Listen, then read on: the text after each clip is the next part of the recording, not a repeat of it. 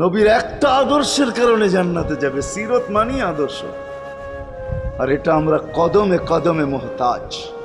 কেননা এই ছোট জীবনটা যদি গ্রহণযোগ্যতা পর্যন্ত পৌঁছাইতে হয় আল্লাহর কাছে, চাই নারী হই, চাই যুবক হই, চাই বৃদ্ধ হই, যেই মানুষই হই না কেন, যেখানেরই হই না কেন, যেই বাসারই হই না কেন, যেই বর্ণেরই হই না কেন, যেই পেশারই হই না কেন, যেই সোসাইটিরই হই না কেন, এই জীবনটাকে যদি গ্রহণযোগ্যতা পর্যন্ত পৌঁছাইতে হয় কার কাছে? দুনিয়াওয়ালাদের কাছে না, মালিকের কাছে, যিনি এক ফোঁটা পানির থেকে অস্তিত্ব দিছেন, যার কাছে আবার আমাদেরকে ফিরা যেতে হবে।